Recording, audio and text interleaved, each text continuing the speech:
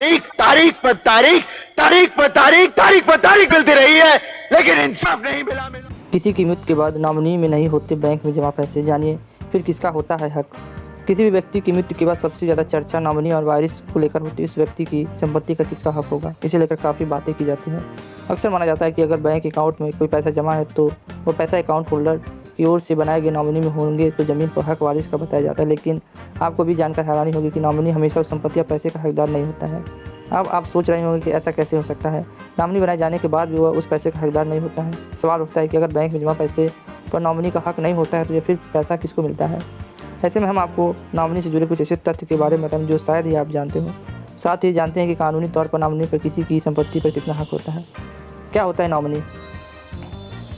जब आप भी कोई निवेश करते हैं, बैंक अकाउंट खुलवाते हैं तो आपको फॉर्म में नॉमिनी की जानकारी देनी होती है।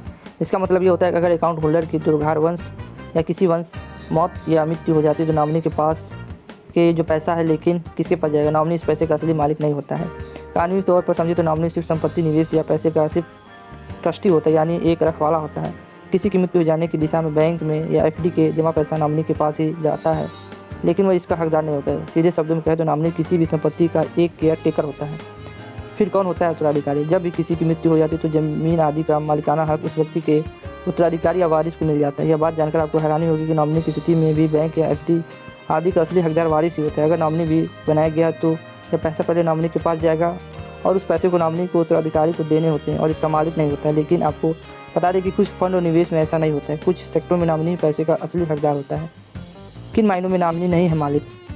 बता दें कि बैंक में जमा पैसे एफडी के लिए नॉमिनी सिर्फ ट्रस्टी होता है। अगर कोई फैमिली मेंबर भी नॉमिनी है तो यह भी पैसा उत्तराधिकारी के पास जाएगा। वही म्यूचुअल फंड और शेयर में भी नॉमिनी सिर्फ ट्रस्टी की भूमिका निभाती है, यानी यह पैसा का हकदार नहीं होता। इसके अलावा पीपीएफ में भी नॉमिनी ट्रस्टी होता है। किस मायने में नॉमिनी होता है मालिक, ये भी जान लीजिए। बता दें कि इंश्योरेंस से जुड़े मामलों में नॉमिनी को ही मालिक माना जाता है, यानी अकाउंट में नॉमिनी के तौर पर जिस व्यक्ति का नाम लिखा होता है उसे ही पैसा दिया जाता है। इन्हें बेनिफिशियल नॉमिनी कहा जाता है। वहीं यह भी नियम है कि ईपीएफ में लागू होता है, जिसके अनुसार पीएफ अकाउंट खोलते समय जिसे नॉमिनी बनाया गया है वो भी नॉमिनी होता है। तो यह नॉमिनी और उत्तराधिकारी में फ़र्क। नॉमिनी ये नहीं होता है कि वो पैसे का हकदार होता है। नॉमिनी ये होता है कि वो पैसे का ट्रस्टी रहता है, रखवाला होता है, और अगर कोई उत्तराधिकारी है तो वो उसी को मिलेगा। आप कन्फ्यूजन दूर हो गया होगा तो हमारे वीडियो को लाइक से सब्सक्राइब जरूर करें। आज के लिए बस इतना ही। जय हिंद, जय भारत। इंसाफ या तारीख, अगर आप उन्हें इंसाफ नहीं दे सकते तो बंद कीजिए।